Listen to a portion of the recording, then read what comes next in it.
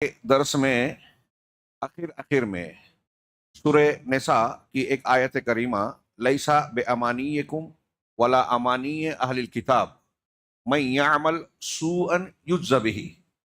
इस आयत के तहत जिसका तर्जुमा है कि अहले किताब की ख्वाहिशात, तमन्नाओं या आरजुओं और तुम्हारी आरजुओं के तहत नहीं, फैसला अल्लाह किसी की ख्वाहिश, तमन्ना, चाहत की बुनियाद पर नहीं करेगा। जो भी उसके यहाँ कायदा उसूल ज़ाब्ता यह है कि जो भी बुरा अमल करेगा उसको उसकी जजा दी जाएगी। शिरक करेगा तो शिरक की बुनियाद पर तौबा नहीं की करके अगर मर गया जहन्नम में जाएगा। इस ज़िम्न में बतौर इबरत मैंने कुछ इशारे और कुछ मिसालें बयान करने की कोशिश की। हज़रत अलैहिस्सलाम के वालिद का जिनका तज़किरा कुरान में है, अबू लहब जिसका तज़किरा कुरान में है, अल्लाह के नबी सल्लल्लाहु अलैहि वसल्लम का सगा चाचा और अल्लाह के नबी सल्लल्लाहु अलैहि वसल्लम के वालिद और वालिदा से मुताल्लिक दो हदीसों की तरफ मैंने इशारा भी किया था। इख्तिताम दर्स के बाद हमारे अब्दुल अजीम भाई ने मुझे दो क्लिप्स सुनाई, एक मिर्ज़ा अली इंजीनियर की। उनसे शायद कोई किसी ने सवाल किया अल्लाह के रसूल सल्लल्लाहु अलैहि वसल्लम के वालिद या वालिदैन के बारे में, तो उसने जवाब दिया कि ये अहले फ़तरा के सिलसिले के बाब में आते हैं। अहले फ़तरा, फ़तरा गैप, वक्फा, यानी दो नबियों के बीच में जो फ़तरा होता है उसके हिसाब से कि उनके दरमियान में, उस दरमियान में कोई नबी नहीं आया, तो अहले फ़तरा के जुमरे में शुमार होते हैं, जिनके बारे में कुरान में कहा गया। उन्होंने एक आयत पेश की कि ऐसी कौम की तरफ आपको भेजे गया माँ उनजरा आबाउहुम, जिनके आबा व अजदाद को डराया नहीं गया या कोई डराने वाला आया नहीं है, इसलिए ये अहले फ़तरा में से हैं। और अहले फ़तरा के ताल्लुक से एक और इस्तिदलाल उन्होंने किया कि अल्लाह ताला ने कुरान में कहा, जो आज पढ़ी गई आयत, कि हम किसी कौम को उस वक्त तक नहीं, दूसरी आयत है, वमा नुअज़्ज़िबुहुम हत्ता नबअसा फ़ीहिम रसूला, किसी कौम को हम अजाब नहीं देते यहाँ तक के, आयत मैंने सही पढ़ी, वमा कुन्ना मुअज़्ज़िबीना हत्ता नबअसा रसूला, अस्तग़फिरुल्लाह, हाँ, वमा कुन्ना मुअज़्ज़िबीना हत्ता नबअसा रसूला। इस आयत को पेश करके उस शख्स ने इस्तिदलाल किया, मिर्जा ने, इंजीनियर ने, कि हम किसी कौम को अजाब नहीं देते जब तक कि हम रसूल को मबूस ना कर लें। और इससे दलील देते हुए उसने कहा कि वो जन्नती है। इन्ना लिल्लाहि व इन्ना इलैहि राजिऊन। इल्म का ना होना एक मुसीबत है। किसी आदमी को इल्म ना हो और इस बात का भी इल्म ना हो कि मुझे इल्म नहीं है, ये बहुत बड़ी मुसीबत है। और मैं ऐसा मानता हूं कि मिर्जा इंजीनियर इस मुसीबत का शिकार है। उसके बाद एक क्लिप और भी सुनाई मुफ्ती तारिक साहब की। ये साहिब इल्म नजर आते हैं, इन्होंने तवक्कुफ इख्तियार करने को तरजीह दी कि इस सिलसिले में खामोशी इख्तियार करना चाहिए, हमारे अमल से इसका ताल्लुक नहीं है। और इस सिलसिले में हम ये कहें और वो कहें, दोनों हजरात की एक बात थी कि अगर हम उनके ताल्लुक से कुछ उल्टी सीधी बात कहते हैं तो हो सकता है क़यामत के दिन अल्लाह के रसूल सल्लल्लाहु अलैहि वसल्लम के सामने हमें शर्मिंदा होना पड़े। कितनी अजीब बात है। पहली बात, एक इल्मी गुफ्तगू है कि अहले फ़तरा से मुताल्लिक अहले इल्म में बहुत से कलाम हैं, वो एक तरफ छोड़ दीजिए। मैं दो रिवायतें पेश कर रहा हूँ सही मुस्लिम की, जिसकी सेहत पर मुझे नहीं मालूम कि किसी को इख्तिलाफ है। सही मुस्लिम में एक हदीस नंबर किताबुल ईमान में 203 और एक 214 है। 203 में है, अल्लाह के रसूल सल्लल्लाहु अलैहि वसल्लम के मुताल्लिक हजरत अनस बिन मालिक रावी है, वो कहते हैं अता रजुलन, क्या है, सअला रजुल, अता रजुलन नबी क्या है, अता नबी सल्लल्लाहु अलैहि वसल्लम रजुलन व सअला। इस तरह के अल्फाज है कि नबी सल्लल्लाहु अलैहि वसल्लम के पास एक शख्स आए और उन्होंने सवाल किया, अईना अबी, मेरे वालिद कहाँ हैं? आपने कहा फिन्नार, जहन्नम में। फलम्मा कफा, हदीस के अल्फाज हैं, जब वो पलटा, लौटा, तो अब अल्लाह के रसूल ने आदा, उसको वापस बुलाया, दआहु, फलम्मा कफा दआहु, उसे वापस बुलाया और कहा इन्ना अबी व अबा का फिन्नार, मेरे वालिद भी और तुम्हारे वालिद भी जहन्नम में है। ये अगर नबी करीम सल्लल्लाहु अलैहि वसल्लम का साबित शुदा फरमान है तो उसमें अपनी अकल लगाना और इधर उधर से खींचतान के कुरान और हदीस की बातों के जरिए से एक उलझन पैदा करना या सवाल उठाना और हदीस का रद्द करना, ये ईमान नहीं है, जहालत है। और ईमान के ایک آدمی کا اللہ کے رسول صلی اللہ علیہ وسلم کی باتوں کے آگے سر جھکانے کی ایمانی صفت کے منافی لگتا ہے. ہاں یہ صاف صاف حدیث ہے کتاب صحیح مسلم میں، اور اس کی تشریح میں آپ دیکھیں گے ایک اور روایت اور دونوں کی تشریح ملا کے کریں. صحیح مسلم کی جیسا کہ میں نے کہا 214 نمبر کی حدیث کتاب الایمان میں حضرت عائشہ ام المومنین حضرت عائشہ صدیقہ رضی اللہ تعالی عنہا روایت کرتی ہیں کہ میں نے اللہ کے رسول صلی اللہ علیہ وسلم سے سوال کیا کہ ابن جدعان، اس کا نام عبداللہ ابن جدعان تھا، ابن جدعان کانا فی الجاہلیت یصل الرحمہ ویطعم المسکین.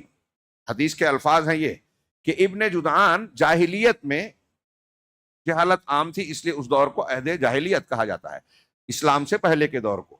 تو جاہلیت میں وہ رشتہ داریوں کو جوڑتا تھا، رشتہ داروں کے ساتھ حسن سلوک کرنا، ان کے حقوق کا خیال کرنا، یہ اچھی بات ہے، اسلامی اخلاق ہے. تو اللہ حضرت عائشہ کہتی ہیں کہ وہ جو ہے رشتہ داریوں کو جوڑتے تھے، وَيُطْعِمُ الْمِسْكِينَ، اور مسکینوں کو کھانا کھلاتے تھے. اچھا اخلاق اور اچھا کام تھا. تو حل ذاکا نافعہ، ام المومنین نے پوچھا اللہ کے نبی صلی اللہ علیہ وسلم سے کہ وہ یہ جو نیک عمل کرتے تھے ابن جدعان، کیا یہ عمل ان کو فائدہ اور نفع پہنچانے والا ہو سکتا ہے، ہوگا؟ تو آپ نے کہا لا تنفعہ، یہ نیک عمل اگرچہ تھا لیکن ان کو فائدہ نہیں پہنچائے گا. اس لیے وجہ اللہ کے رسول صلی اللہ علیہ وسلم نے فرمایا اس لیے کہ انہو لم یقل یوما رب اغفر لی خطیئتی یوم الدین، اس لیے کہ انہوں نے ایک دن بھی یہ نہیں کہا کہ پروردگار یوم الدین قیامت کے دن مجھے معاف کر دینا. یعنی قیامت پر ایمان نہیں رکھتا تھا، اللہ پر ایمان نہیں رکھتے تھے، اس لیے اس کے نیک اعمال قابل قبول نہیں ہوں گے. اب یہ بھی اہل فترہ سے تھے اور اللہ کے رسول اللہ کے والدین بھی ایک طریقے سے اہل فترہ سے تھے. سوال یہ ہے اہل فترہ کے بارے میں جو بحثیں کی جاتی ہیں وہ اس تناظر میں کی جاتی ہیں کہ اگر انہوں نے شرک نہیں کیا اور نبی کی نبوت یا شریعت کے دوسرے اصولوں کی مخالفت کی تو ان کے بارے میں بحث کی جا سکتی ہے. لیکن اگر وہ شرک اکبر اور کفر اکبر کا کھلا ارتکاب کرتے ہوں، شرک کو بت پرستی کی ہو، تو کیا ان کے بارے میں بھی سوال اٹھے گا؟ مرزا سے یا کسی سے ہم یہ پوچھیں کہ اگر آپ یہ کہتے ہیں کہ اہل فترہ اس لیے معذور ہیں کہ ان کے پاس نبی کی تعلیمات اور دلائل و حجت نہیں پہنچے، بظاہر آپ کہہ رہے ہیں ابھی وہ بات بھی صحیح نہیں ہے پوری، تو سوال پہلے یہ اٹھتا ہے کہ اگر توحید کسی نے نہیں سکھائی تو شرک کس نے سکھایا؟ انسان کی فطرت میں تو توحید ہے، ہاں، اور توحید کی دلیلیں بھی ہیں. قرآن نے جا بجا کہا ہے کہ شرک کی کوئی دلیل اللہ نے اتاری ہی نہیں ہے. ہاں تو پھر ایک آدمی توحید کو نہیں جان سکا یا اسے کسی نے نہیں سکھایا، ٹھیک ہے مان لیا تھوڑی دیر کے لیے، توحید کو نہ سکھا کر شرک کو کس نے سکھایا؟ اور اگر شرک کسی نے بتایا تو آپ کی فطرت اس کو قبول نہیں کرتی ہے، کھٹکتا ضرور ہے. یہ کھٹک ہونے کے باوجود آپ نے اسے اختیار کیسے کر لیا؟ صحیح بات یہ ہے جو علماء کی باتیں اور ان دلیلوں سے دو میں نے دی ہے اور بھی دلیلیں ملے گی کہ اگر کوئی بت پرستی اور شرک کھلا کھلا کر رہا ہے تو اہل فترہ کا ہونے کے باوجود اس کے نیک صالح عمل قبول نہیں کیے جائیں گے. یہ ایک بات. دوسری بات کہ کیا اللہ تبارک و تعالیٰ نے جو کہا ہے کہ اس قوم میں کوئی ہادی نہیں آیا، تو اس کا مطلب یہ کہ مکہ والوں میں، اہل جاہلیت میں یا اہل فترہ میں کوئی نبوت یا نبوی تعلیم نہیں تھی؟ یہ غلط ہے. اہل علم نے اس کا جواب دیا کہ اللہ رب العالمین نے جن آیتوں میں کہا ہے کہ اس قوم میں کوئی نذیر نہیں آیا، اس کا مطلب ہے کہ نذیر جدید، نیا ڈرانے والا نہیں آیا.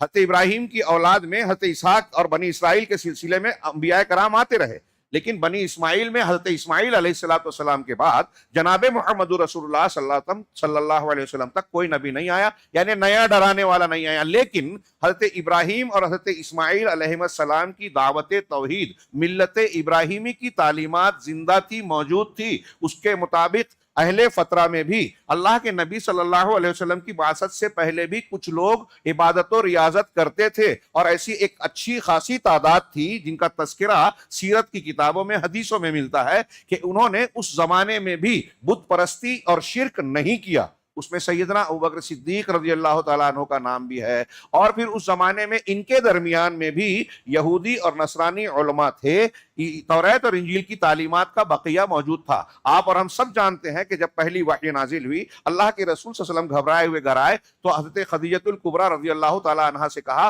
خشیت علی نفسی، مجھے اپنے آپ پر ڈر ہے. تو تو انہوں نے تسلی دی، کلا واللہ واللہ لا یخزیک اللہ ابدا، اللہ کی قسم اللہ آپ کو ہرگز رسوا نہیں کرے گا، آپ ایسے ایسے نیکیاں کرتے ہیں، رشتہ داریوں کو جوڑتے ہیں، مہمان نوازی کرتے ہیں، یہ کرتے ہیں، آپ کے اخلاق بتائے۔ اور اس کے بعد حضرت خدیجۃ الکبریٰ ورقہ بن نوفل کے پاس لے گئیں، یہ بھی حدیثوں میں ثابت ہے، سارے لوگ مانتے ہیں کہ وہ انجیل کو جانتے تھے، اور اللہ کے رسول صلی اللہ علیہ وسلم نے جب پورا اپنا واقعہ بتایا اور وحی کا ذکر کیا تو ورقہ بن نوفل نے کہا کہ وہی ناموس ہے، وہی فرشتہ ہے جو موسیٰ عیسیٰ کے پاس آتا تھا، کاش کہ میں اس وقت زندہ رہتا جب آپ کی قوم آپ کو نکالے گی۔ گویا انہوں نے کہا کہ آپ نبی ہیں اور آپ کی نبوت کا اعلان ہوگا تو قوم آپ کو نکلنے پر مجبور کرے گی۔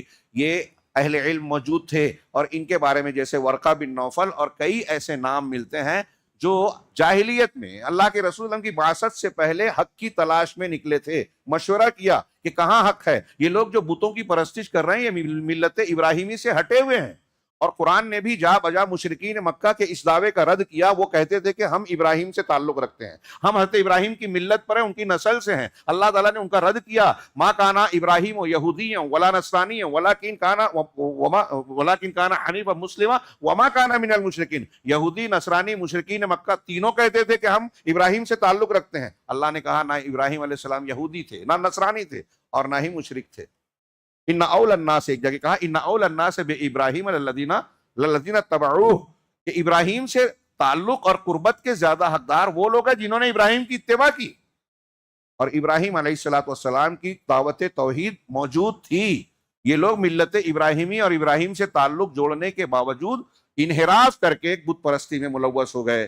جو لوگ شرک میں مبتلا تھے، اہل علم کا یہ جو میں نے 2 حدیثیں پیش کی اس کی شرح میں دیکھیے، وہ کہتے ہیں کہ اہل فترہ میں سے بھی اگر کسی نے بت پرستی کی تو وہ کفر اور شرک کا مرتکب ہوا، اس کے نیک اعمال قبول نہیں ہوں گے۔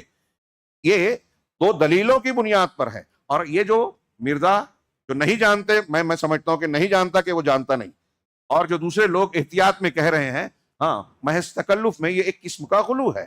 ہاں جہاں تک طارق صاحب کا یہ کہنا ہے کہ اس میں توقف کریں، بہتر یہ ہے، اس میں ہمارے لیے کوئی چیز نہیں ہے، اس میں ہمارے لیے عبرت کا سامان ہے۔ ہمارے لیے عبرت یہ ہے کہ اگر ہم یہ جانتے ہیں تو ہم کو اس بات سے چوکنا ہونا چاہیے، اس پر بہت ہی ڈر اور خوف میں مبتلا ہونا چاہیے کہ ہمارے عقیدے اور عمل میں شرک نہ آئے، ورنہ اگر یہ آ گیا تو نبی کے والد اگر جہنم میں ہے تو ہم کہاں ہوں گے۔ یہ عبرت اور نصیحت و سبق کا بہت بڑا پہلو ہے۔ یہ تھوڑی سی میں نے وضاحت کی۔ علمی اعتبار سے اہل فترہ کے متعلق علماء کے جو اقوال ہیں، اس کی جو تفصیلات ہیں، آپ کتابوں میں پڑھ سکتے ہیں اور اس کی تفصیلات ملے گی۔ آج کے درس میں ہمارے سامنے سورۃ المائدہ ہے۔ المائدہ ایسے برتن یا سینی کو کہتے ہیں جس میں کھانا رکھا جائے، کوئی بڑا برتن، بڑی سینی، اور پھر اسی بنیاد پر اس خان کو بھی کہتے ہیں جس میں کھانے پینے کی چیزوں کو سجایا جاتا ہے، ہمارے ہاں دستر یا دسترخوان کہتے ہیں۔ ہاں المائدہ، چونکہ اس سورہ مبارکہ میں ایک واقعے کا ذکر ہے کہ حضرت عیسیٰ علیہ السلام کے حواریوں نے، ان کے جو جیسے ہمارے اللہ کے رسول کے صحابہ ہیں ان کے حواری تھے، ہاں ان کے حواریوں نے حضرت عیسیٰ علیہ السلام سے یہ مطالبہ کیا، سورت کے اخیر میں آیت نمبر 113-14 غالباً ہے، 13-14 113 114 115 یہ 3-4 آیتوں میں، کہ اللہ اے عیسیٰ کیا اللہ تعالیٰ یہ کر سکتا ہے کہ ہمارے لیے آسمان سے ایک دسترخوان نازل کر دے، ہم اس میں سے کھائیں اور ہمارے لیے عید بنے؟ تو حضرت عیسیٰ نے کہا کہ اللہ سے ڈرو۔ تو انہوں نے آگے وجہ بتائی، یہ ہم اس لیے مطالبہ کر رہے ہیں کہ ہمارے دل اس پر مطمئن ہو جائیں اور ہم یہ جان جائیں کہ آپ کی دعوت سچی ہے اور ہم گواہ دینے والوں میں شامل ہو جائیں۔ تو حضرت عیسیٰ علیہ السلام نے دعا کی، ہاں کہ اے اللہ ہم پر ایک مائدہ دسترخوان آسمان سے اتار دے۔ ہاں اللہ تبارک و تعالیٰ نے اس کے جواب میں کہا کہ انی منزلھا علیکم، میں تم پر اس دسترخوان کو نازل تو کروں گا، اتاروں گا، لیکن اس کے بعد اگر کسی نے نہیں مانا اور اس نشانی کی مخالفت کی تو پھر میں اس کو سخت عذاب دوں گا۔ اسی بنیاد پر کچھ علماء کا اختلاف ہے کہ یہ مائدہ یا دسترخوان نازل ہوا یا نہیں ہوا۔ اکثر علماء یہ کہتے ہیں کہ چونکہ اللہ نے کہا تھا کہ میں اسے اتارنے والا ہوں، اس لیے یہ مائدہ اترا، دسترخوان اترا۔ کچھ علماء کہتے ہیں کہ چونکہ اللہ نے شرط رکھی تھی کہ اگر نہ مانا تو عذاب دیا جائے گا، اس بنیاد پر انہوں نے مطالبہ مزید آگے نہیں بڑھایا اور نازل نہیں ہوئی۔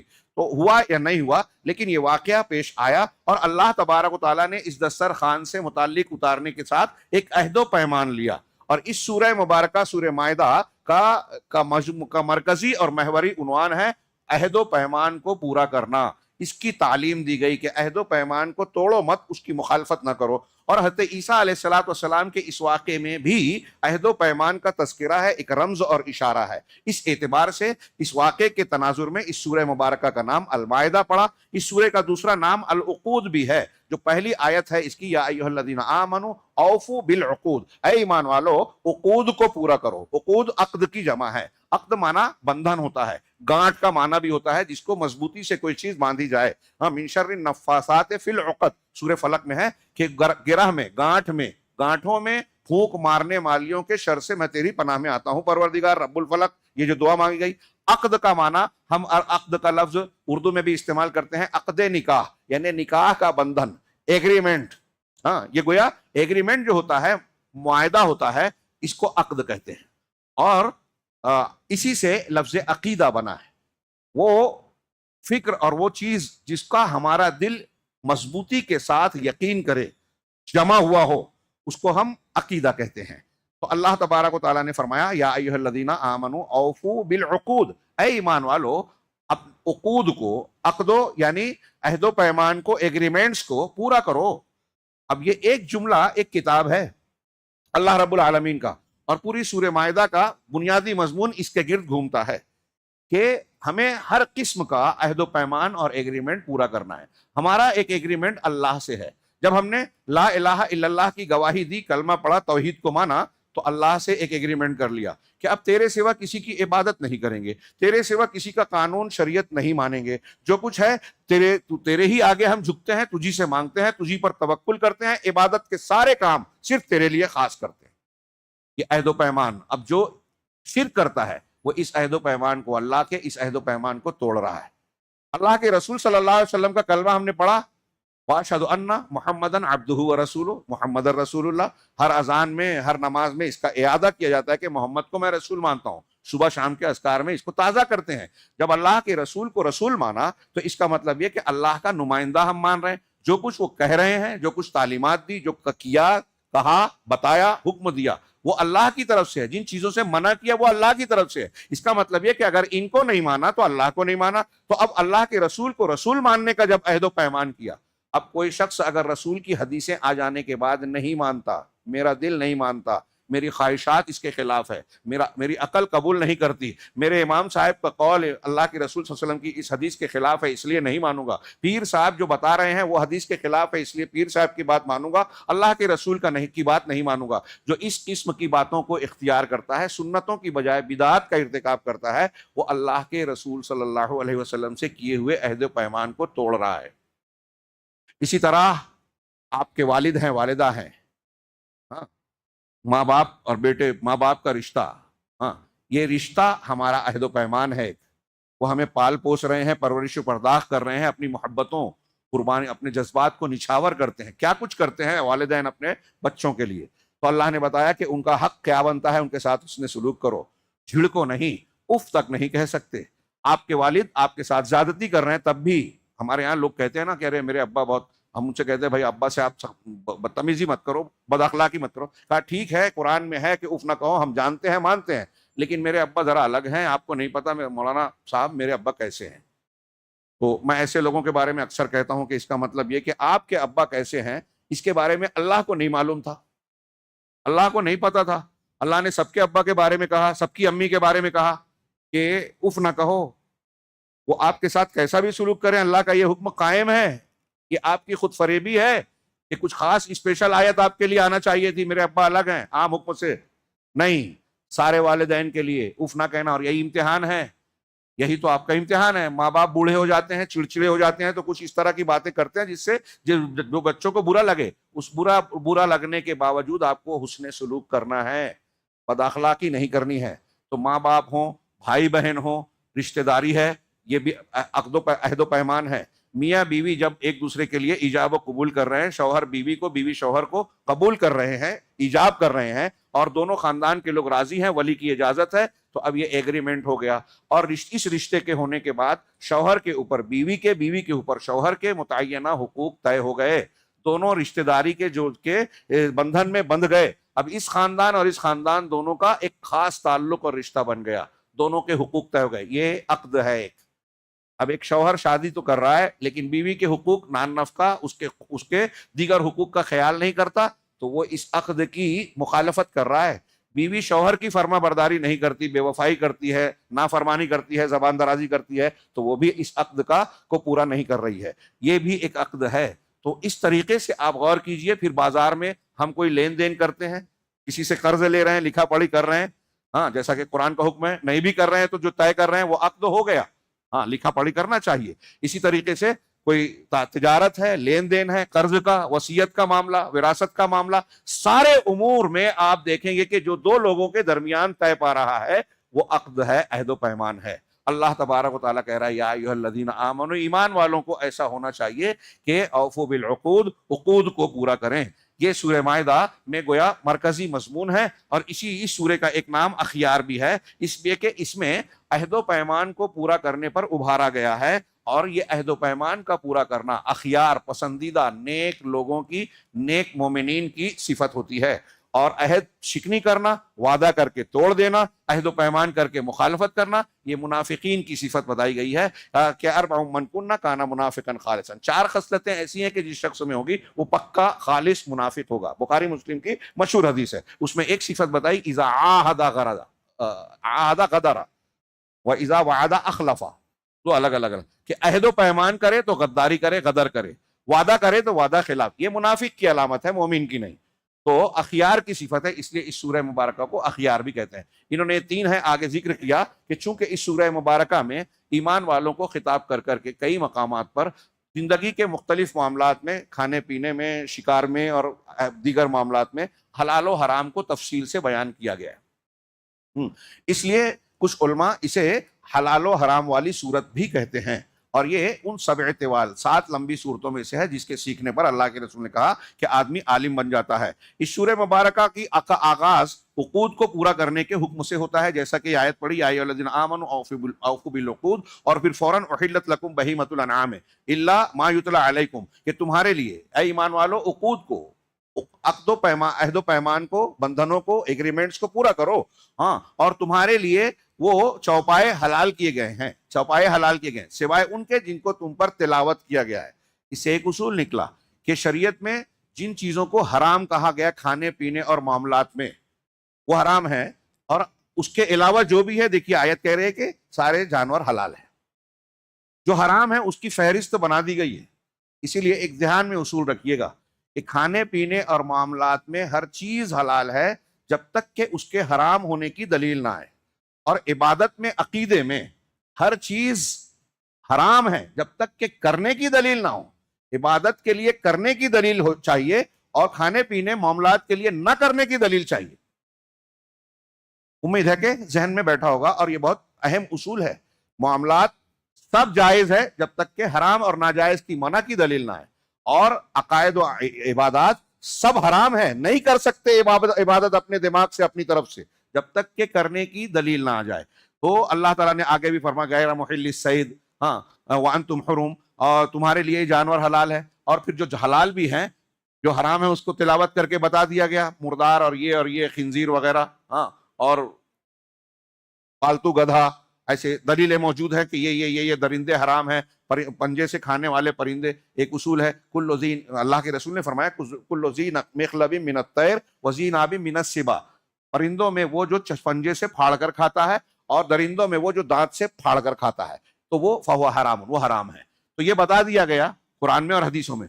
اور اسی طریقے سے ایک یہ بھی ہے کہ جو جائز بھی ہے، تو احرام کی حالت میں شکار کو حلال نہ سمجھتے ہوئے، حالت احرام میں کوئی بندہ شکار نہیں کر سکتا، اس کا مطلب عام حالات میں شکار کر سکتا ہے، کسی اور نے شکار کیا اور احرام والی حالت والے کو کھانا کھلا دے رہا ہے، اس میں سے یہ جائز ہے، اس کی اپنی تفصیل ہے۔ ان اللہ یحکم ما یرید، اور آیت کا سورہ مبارکہ کا خاتمہ آخر میں حضرت عیسیٰ علیہ السلام اور ان کی قوم کے عہد و پیمان کے ذریعے سے ہوا۔ حضرت عیسیٰ علیہ السلام نے اللہ تعالیٰ کو خطاب کر کے کہا، حضرت اللہ کے سوال پر، کہ ما قلت لہم الا ما امرتنی بہ، اللہ تعالیٰ نے سورہ مائدہ میں ذکر کیا کہ کیا تم نے کہا تھا کہ میری اور میری ماں کی پوجا عبادت کرنا؟ تو حضرت عیسیٰ علیہ السلام نے کہا کہ اللہ میں اسے پناہ چاہتا ہوں، میں نے اپنے قوم سے وہی کہا تھا جس کا تو نے مجھے حکم دیا تھا. ہاں، کاش کے نصارہ اسے پڑھیں. کیا حکم دیا تھا تو نے مجھے؟ ان اعبدوا اللہ ربی و ربکم، کہ اللہ کی عبادت کرو جو میرا بھی رب ہے تمہارا بھی رب ہے. اللہ کا بیٹا ہونا یہ بالکل صحیح نہیں ہے، بدعقیدگی ہے. میں نے تو ان سے یہ کہا تھا کہ میں اللہ کا، میرا بھی رب اللہ ہے تمہارا بھی رب اللہ ہے، یعنی میں بھی اللہ کا بندہ تم بھی اللہ کے بندے ہو. ہاں، وَكُنْتُ عَلَيْهِمْ شَهِيدًا مَا دُمْتُ فِيهِمْ، اور میں ان کے درمیان موجود تھا، میں ان پر گواہ تھا جب تک کہ ان کے درمیان موجود تھا. فَلَمَّا تَوَفَّيْتَنِي، پھر جب تو نے مجھے اٹھا لیا. توفیتنی کا ترجمہ قادیانی لوگ کرتے ہیں وفات دے دی، حضرت عیسیٰ مر گئے، اب وہ کرسی خالی کر کے مرزا غلام احمد قادیانی کے لیے ہو گئی. تو کہا توفیتنی یعنی اٹھا لیا، اور توفیتنی وفات کے معنی میں آخر وقت میں جب دوبارہ نزول کر کے اٹھا لیا، یہ معنی بھی ہو سکتا ہے. جب تو نے مجھے اٹھا دیا، کنت انت الرقیب علیہم، تو ہی ان پر نگراں تھا. وانت علی کل شیء شہید، اور تو ہر چیز پر گواہ ہے، مطلع ہے، کوئی چیز تجھ سے چھپی ہوئی نہیں ہے. تو گویا اس میں اس بات کی طرف اشارہ ہے کہ مومنین صادقین کا یہ وتیرہ ہوتا ہے کہ وہ عہد و پیمان کو پورا کریں. اس سورہ مبارکہ کے کچھ موضوعات، سب سے پہلے نمبر 1 پر کہ کھانا پینا، شکار اور ذبائح، اس کے تعلق سے بہت واضح احکامات اس میں دیے گئے ہیں. جو آیت ابھی میں نے سنائی آپ کو، اس میں کہ چوپائے حلال ہیں، اور پھر اس کے بعد اس میں استثناء کیا گیا، احرام کی حالت میں شکار ممنوع ہے. ایک تو یہ آ گیا شکار بھی اور چوپایوں کا حلال ہونا بھی، جس کو تلاوت کیا گیا ہے وہ حرام ہے. اس کے علاوہ ایک آیت ملاحظہ فرمائیں، آیت نمبر 1 میں بھی ہے، 3، 4، 87، 88، 96 میں بھی ہے. میں 1-2 مثال کے لیے 1-2 آیت پڑھ رہا ہوں کہ الیوم احل لکم الطیبات، اللہ نے فرمایا کہ آج کے دن تمہارے لیے پاکیزہ چیزوں کو حلال کیا گیا ہے. وہ طعام، پاکیزہ چیزیں، یعنی ایک اصول دے دیا کہ جو غذا، کھانا پینا، گوشت، پرندہ جانور پاکیزہ ہے وہ حلال ہے. طیبات کے مقابلے میں خبائث ہے.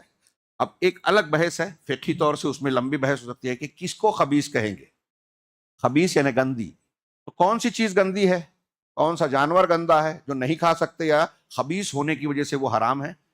تو کچھ لوگوں نے کہا کہ جس کو انسان ناپسند کرے. اب یہاں دقت آ جائے گی کہ عرب والے برا جن کو ناپسند کرتے ہیں، ہندوستان والے، اچھا بہت ساری ایسی چیزیں ہیں جن کے حلال ہونے کی واضح دلیلیں ہیں، لیکن جو حلال ہیں ان میں سے بھی، حلال چیزوں میں سے بھی کچھ چیزیں کچھ لوگوں کو اچھی نہیں لگتی. بعض لوگ مچھلی کی بو پسند نہیں کرتے تو مچھلی کھاتے نہیں ہیں. تو کیا ان کے ناپسند ہونے سے وہ خبیث ہو جائے گی؟ نہیں. شریعت نے جو اصول دیے ہیں، جن چیزوں کو حلال کیا ہے وہ طیبات کی فہرست میں ہے، اور شریعت نے جن چیزوں کو الخبیثات میں شمار کیا ہے وہ گندی ہے اور گندا ہونے کی وجہ سے وہ حرام ہے. یہ الگ بات ہے کہ اگر عمومی سطح پر تمام عرب، تمام انسانوں میں جو چیز گندی مانی جاتی ہے، اگر کچھ ایسی چیزیں ہیں تو وہ خبیثات میں شامل ہوگی. اور جائز میں بھی اگر کوئی چیز آپ کی طبیعت نہیں مانتی تو شریعت جبر نہیں کر رہی ہے کہ آپ اسے کھائیں. کسی کو کسی چیز سے الرجی ہوتی ہے، وہ ایک الگ چیز ہو گئی تو وہ نہیں کھاتا، ایسا ہی معاملہ یہ ہوگا. تو طیبات، پاکیزہ چیزوں کو حلال کیا گیا. ایک جملہ، وَطَعَامُ الَّذِينَ أُوتُوا الْكِتَابَ حِلٌّ لَكُمْ وَطَعَامُكُمْ حِلٌّ لَهُمْ. ایک اور اہم بات کہ اہل کتاب کا کھانا تمہارے لیے حلال ہے اور تمہارا کھانا ان کے لیے حلال ہے. اب کھانے میں گیہوں، چاول، روٹی، سبزی بھی آتی ہے، لیکن یہاں اس کی بحث نہیں ہے. اصل میں جانور اور ذبیحہ، تو اہل کتاب کا ذبیحہ تمہارے لیے حلال ہے.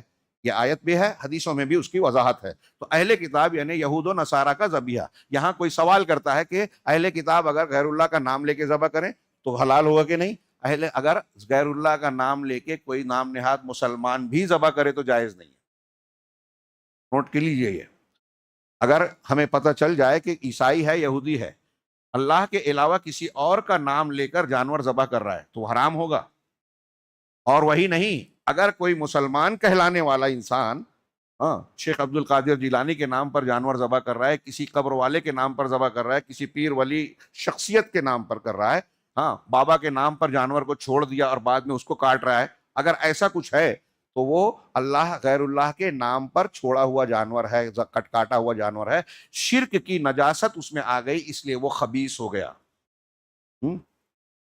چڑھاوا چڑھانا جسے غیر اللہ کے نام پر چڑھایا جائے. ہمارے ہاں کچھ لوگ بولتے ہیں کہ بھائی چھری حلال ہے، بسم اللہ اللہ اکبر بول کے ہم نے ذبح کیا تو اس میں کہاں کیا نجاست آئی؟ اس میں نجاست آپ کے عقیدے کی آئی، نیت کی آئی کہ آپ نے غیر اللہ کے نام. اس سورہ مبارکہ میں آگے کہا گیا جس پر غیر اللہ کا نام پکارا گیا ہو. اور اسی طرح اس سورہ مبارکہ میں کہا گیا ہے کہ وہ جانور جو جو نصب پر، ما ذبح علی النصب، آستانوں پر، تھانوں پر، کسی قبر یا کسی جگہ پر ذبح کیا، تو آستانے پر ذبح کیا جائے یا کہیں اپنے گھر میں آپ کر رہے ہیں یا کسی مذبح خانے میں کر رہے ہیں، وہاں پہ غیر اللہ کا نام لیا آپ نے یا آپ کی نیت ہے، چاہے آپ کاٹنے کے وقت بسم اللہ اللہ اکبر کہہ رہے ہیں، حرام ہوگا۔ وہ آیت حافظ صاحب، حرمت علیکم المیتۃ والدم ولحم الخنزیر وما اہل لغیر والمنخنقۃ والموقوذۃ والمتردیہ وما والنطیحۃ وما اکل السبع الا ما ذکیتم۔ پڑھیے اس کو سورہ مائدہ میں کہ تم پر مردار حرام ہے، خون جو بہنے والا وہ حرام ہے، خنزیر کا گوشت حرام ہے، اسی طریقے سے وہ جانور جس پر غیر اللہ کا نام لیا جائے، اور جو اسی آیت میں ہے وما ذبح علی النصب، اور جو تھانوں پر ذبح کیا جائے، والمنخنقۃ والموقوذۃ والمتردیہ، والنطیحہ، وہ جانور جو اوپر سے گر کر مرا ہو، جو سڑ کر مرا ہو، جس کو چوٹ سے مارا گیا ہو، ضرب لگا کے، اگر شکار کر رہے ہیں اور شکار کو تیر نے، بھالے نے، گولی نے بسم اللہ کہہ کے چھید دیا ہے، تو ما انحر الدم کیا ہے، جو ما انحرا، کہ جو بدن کو چھید دے اور خون نکل جائے تو وہ حلال ہوگا، چاہے ذبح کا موقع نہ ملے، اگر آپ نے بسم اللہ کر کے نشانہ لگایا ہے۔ یہ شکار کے احکامات میں ہے۔ تو اللہ کے رسول صلی اللہ علیہ وسلم یہاں اللہ تعالیٰ فرما رہا ہے کہ جو کسی جانور نے مارا ہو، یا سینگ ونتیحہ، جس کو کسی جانور نے سینگ سے مار دیا اور مر گیا، تو اوپر سے گر گیا ہو، یا پانی میں ڈوب کر یا کسی وجہ سے سڑ گیا ہو، موقوذہ، دم گھٹ کے جو مر جائے، یا چوٹ سے، ضرب سے، لاٹھی سے آپ نے مارا اور جانور مر گیا، اس کا جسم پھٹا نہیں، خون نکلا نہیں، تو حرام ہے، کھانے میں جائز نہیں ہے۔ اسی طریقے سے جو تھانوں پر، آستانوں پر، اور اس کے کیا کہتے ہیں، نتیحہ، جسے کسی جانور نے مارا ہو، وما اکل السبع، اور جسے درندے نے کھا لیا ہو، کسی دوسرے جانور نے جس کو کھا لیا، تو اب وہ جانور آپ کے لیے، ہمارے لیے جائز نہیں ہے۔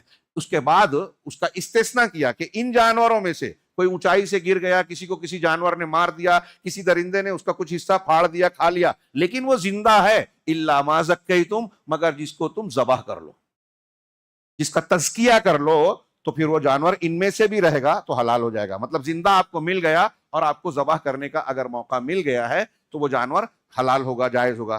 یہ آیت نمبر 3 وغیرہ میں ہے۔ اور اس کے بعد یہ آیت آگے چل کے 2-3 آیتوں کے بعد ہے کہ تمہارا کھانا اہل کتاب کے لیے جائز ہے اور اہل کتاب کا کھانا تمہارے لیے، وطعامکم والمحصنات من المؤمنات والمحصنات من الذین اوتوا الکتاب من قبلکم اذا آتیتم اجورہن محسنین غیر مسافحین۔ کھانے پینے کے ساتھ ساتھ شادی بیاہ میں وہ پاک دامن عورتیں جو مومن ہیں، مومن پاک دامن عورتوں سے تمہارا نکاح کرنا تمہارے لیے جائز ہے، حلال ہے۔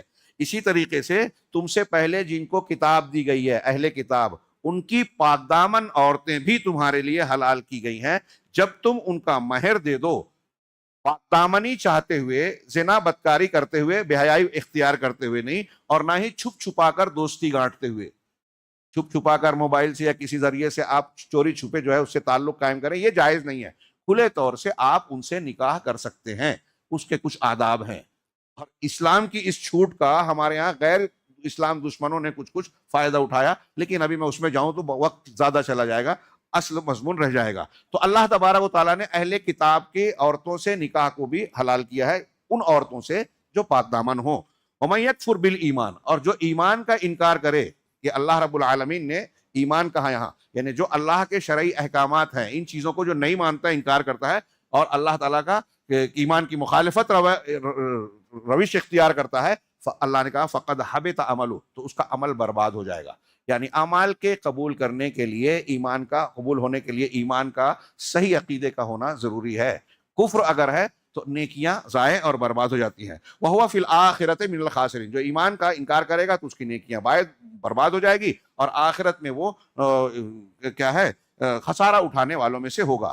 اس میں اگلے نمبر 3 پر انہوں نے الایمان والکفارات کا ذکر کیا۔ یہاں اس سے پہلے میں ایک اور آیت کی طرف اشارہ کروں کہ ابتدا کی آیتوں میں جو جانوروں وغیرہ کا اور بیت اللہ کی زیارت کے سلسلے میں جانے کا ذکر کرتے ہوئے اللہ نے یہ بھی فرمایا کہ کسی قوم کی دشمنی تم کو اس بات پر نہ ابھارے کہ تم ان کو اللہ کے گھر آنے سے روکو، جیسے کفار مکہ کرتے تھے۔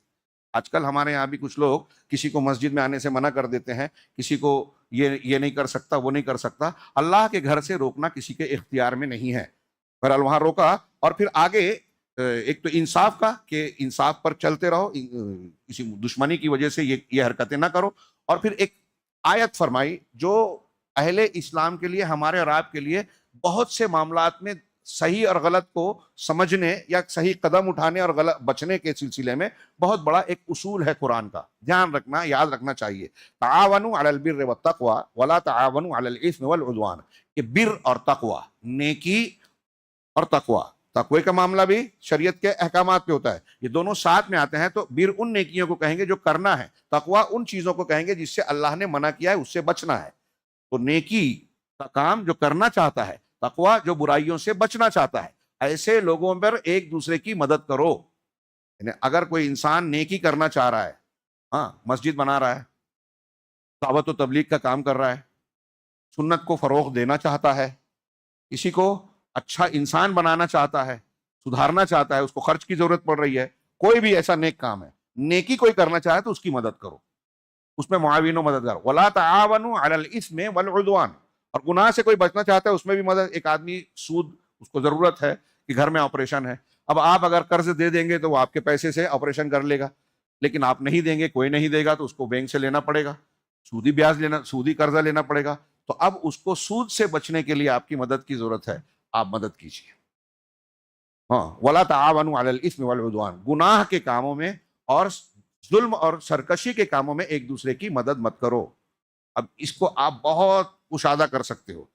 ابھی کل کئی لوگ سوال کرتے ہیں، حالانکہ وہاں کچھ دقت ہوتی ہے تفصیلات کو جاننے کے بعد، کہ اگر کوئی کمپنی حرام کام کر رہی ہے، جیسے شراب بنا رہی ہے، بینکنگ سسٹم میں سودی لین دین ہو رہا ہے، تو بینک میں کام کرنا، آپ کہیں گے، آج کل کچھ مولوی صاحب فتویٰ بھی دے دیتے ہیں کہ آپ اپنا کام کر رہے ہیں، آپ کلیکشن کرتے ہیں، آپ جو ہے وہاں کلرک ہیں، ہاں، تو آپ اگر وہ کر رہے ہیں تو اپنی محنت کا کھا رہے ہیں؟ نہیں، آپ وہاں معاون و مددگار بن رہے ہیں۔ اور سود کے تعلق سے تو صاف حدیث موجود ہے کہ اللہ کی لعنت ہے سود کھانے والے پر، کھلانے والے پر، یعنی جو لے رہا ہے اور جو دے رہا ہے، اور اس کے لکھنے وقاتبہ و شاہدہ ہے، اس کے گواہ بننے والوں پر، لکھنے والے پر، تو کلیکٹر کلرک سب آ گئے اس میں، وہم فیہ سوا، گناہ میں سب برابر ہیں، اللہ کے رسول نے فرمایا۔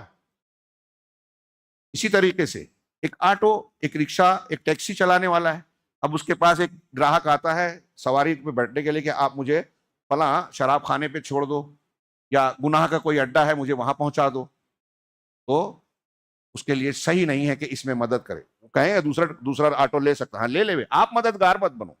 اسی بنیاد پر علماء نے کہا، ایک مثال دے کے میں آگے بڑھوں، کہ اگر ایک آدمی فرض کیجئے کہ انگور بیچتا ہے، ہاں، اب ایک آدمی اس سے انگور خریدنے آیا، تو علماء نے کہتے ہیں کہ اگر آپ کو پتا ہے کہ وہ جو شخص انگور آپ سے خریدے گا اس سے شراب بنائے گا، تو اس آدمی کو آپ کو شراب نہیں بیچنا ہے، جائز نہیں۔ لیکن جو کھانے پینے کے لیے اگر خرید رہا ہے تو آپ بیچ سکتے ہیں۔ اگر پتا ہے تو، نہیں معلوم ہے تو پھر کوئی بات نہیں۔ آپ کٹلری کا اسٹور کا سامان بیچتے ہیں، اس میں چاقو بھی ہے، چھری بھی ہے، جس کا استعمال کچن میں ہوتا ہے، لیکن ایک آدمی آ رہا ہے، اس لیے خرید رہا ہے کہ آپ کو پتا ہے کہ یہ لے کر اسے قتل کرے گا کسی کا، ہاں، بلیڈ ہے اور اس قسم کی کئی چیزیں آتی ہیں، تو اگر آپ کو پکا معلوم ہو گیا کہ غلط استعمال کرے گا تو آپ کو اس سے بیچنے سے بچنا چاہیے، برائی میں تعاون کرنے سے بچنا۔ ایک آدمی مشرک ہے، کافر ہے، آپ کو آ کے بولتا ہے کہ ایک پرنٹر ہے ہمارا مسلمان، بولتا ہے کہ ہمارے یہاں کارڈ چھپا دیجئے، مندر کا انوگریشن ہے، اس میں مورتی کی اور اس کی تصویریں بنے گی اور یہ بنے گا جس کی پوجا پاٹ ہوتی ہے، تو اس پرنٹر کو، مسلمان ہے تو اس سے بچنا چاہیے۔ شرک میں معاون و مددگار نہیں بننا چاہیے۔ اور ایسی میں نے ایک مثال دی، مندر اور شرکی کے مقامات پر آپ دیکھتے ہیں، مزارات پر اور مندروں پر بہت سی چیزیں بیچتے ہیں، کہ چادر بیچ رہے ہیں، جا کے چڑھا رہے ہیں، اب آپ توحید والا ہے اور چادر بیچ رہا ہے چڑھانے کے لیے، یہ گناہ کے کام میں مددگاری ہے، معاونت ہے۔ یہ اصول اور قاعدہ زبردست اللہ رب العالمین نے سورۃ المائدہ میں دیا، اس کو اگر آپ یاد رکھیں گے تو بہت سارے مقامات پر اپنے ذہن و دماغ سے آپ فیصلہ کر سکتے ہیں کہ اس میں ہمیں قدم اٹھانا چاہیے یا نہیں اٹھانا چاہیے۔ اس سورہ مبارکہ میں ایک ٹاپک ہے الایمان والکفارات، یہ قسم اور کفارات۔ اگر کسی نے قسم کھا لی، تو اب قسم دو طریقے کی ہوتی ہے، ایک لغو ہوتی ہے، اللہ نے فرمایا لا یؤاخذکم اللہ باللغو فی ایمانکم، اسی سورہ میں آیت نمبر 89، کہ اللہ تبارک و تعالیٰ تمہاری لغو قسموں پر تمہارا مواخذہ نہیں کرے گا۔ لغو کسے کہتے ہیں؟ لغو قسم کہ کوئی شخص عادتاً کہتا ہے، دل کی نیت سے نہیں کرتا، اللہ کی قسم، واللہ. عربوں میں اس کی بہت عادت ہوتی ہے، ہمارے یہاں بھی کچھ لوگ ہوتے ہیں کہ واللہ ایسا، واللہ ویسا. واللہ مانے اللہ کی قسم. تو جو بغیر نیت کے عادتاً اس طرح قسمیہ الفاظ استعمال کرتا ہے تو یہ قسم ایمان لغو ہے، اس پر کوئی مواخذہ نہیں ہے. لیکن اللہ نے کہا وَلَٰكِن يُؤَاخِذُكُم بِمَا عَقَّدتُّمُ الْأَيْمَانَ، لیکن جو قسمیں تم پختگی کے ساتھ کرتے ہو، یہی عقود سے ہے. تو جب آپ قسم کھا رہے ہو تو آپ ایک عقد میں بند رہے ہو، ایگریمنٹ کر رہے ہو. تو جو تم ایمان، ایسی قسمیں جو پختہ کرتے ہو، تو اس پر تمہارا مواخذہ کرے گا. اب اگر آپ نے اچھی اور صحیح نیت سے پختہ قسم کھا لی اور کسی وجہ سے اس قسم کو توڑنا پڑا، ہاں، اللہ کے رسول صلی اللہ علیہ وسلم نے حدیثوں میں بیان کیا کہ اگر آپ کسی ایسے کام کی قسم کھا لیں جو شریعت کے خلاف ہے، شریعت کی کے احکامات کے خلاف ہے، مثال کے طور پہ کوئی آدمی یہ قسم کھا لے کہ میں اپنے والد صاحب سے بات نہیں کروں گا، قسم ناجائز ہوگی کیونکہ والد سے بات بند کرنا قطع کلامی جائز نہیں ہے. تو اب کوئی ایسی قسم کھا لے تو کیا کرے؟ اس قسم کو توڑ دینا چاہیے. اللہ کے رسول نے فرمایا کہ اگر کوئی شخص ایسی نظر مانتا ہے، قسم کھاتا ہے کہ وہ اللہ کی اطاعت کرے گا تو اطاعت کرے، اور اگر ایسی نظر مانے یا قسم کھائے جس کی کہ اللہ کی نافرمانی کرے گا تو نافرمانی نہ کرے، اس نظر کو توڑ دے. نظر اور قسم کا حکم کفارے میں ایک ہی ہے. تو اللہ تبارک و تعالیٰ کی ایسی قسم اگر کھا لی جس کو توڑنا پڑے تو اس کا کفارہ بیان کیا، فَكَفَّارَتُهُ اِطْعَامُ عَشْرَةِ مَسَاكِينَ. اس کا کفارہ ہے کہ آپ 10 مسکینوں کو کھانا کھلائیں من اوسط ما تطعمون، جو تم کھاتے ہو اس کے معیار کے مطابق، درمیانی اعتبار سے. مطلب آپ اگر 40 روپیہ کلو والا گیہوں کھلاتے ہیں تو کفارے میں آپ 20 روپیہ والا کھلا کے چھٹکارا نہ پائیں، بلکہ جو آپ کھاتے ہیں اس اعتبار سے اپنی حیثیت کے مطابق میانہ روی کے ساتھ یہ کفارہ 10 مسکینوں کو کھانا کھلائیں. آگے اللہ تعالیٰ نے فرمایا یا 3 روزے رکھیں یا پھر ایک غلام کو آزاد کریں. ہاں، 10 مسکینوں کو کھانا کھلائیں یا کپڑا پہنائیں. یہ بھی ہے کیا ہے آیت، اطعام 10 مساکین من اوسط ما تطعمون او کسوتہم، ہاں، یا پھر ان کو کپڑا پہنانا، او تحریر الرقبہ، یا غلام کو آزاد کرنا، ایک گردن آزاد کرنا، یا 3 روزے، ہاں 3 روزے رکھنا. یہ قسم کا کفارہ اور قسم کے احکامات بیان کیے گئے. اسی طرح اس سورہ مبارکہ میں عبادات سے متعلق کئی احکامات ہیں، آیت نمبر 6 میں، آیت نمبر 58 میں، آیت نمبر 94 اور 95 میں.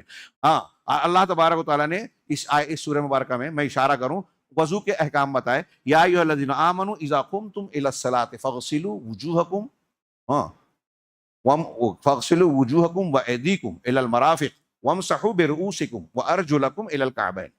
کہ اے ایمان والو، جب نماز کے لیے اٹھو، نیت کرو اور اٹھو تو تم اپنے چہروں کو دھل لو اور اپنے ہاتھوں کو کوہنیوں تک، اور اس کے بعد کہا کہ اپنے سروں کا مسح کر لو اور پیروں کو دھل لو.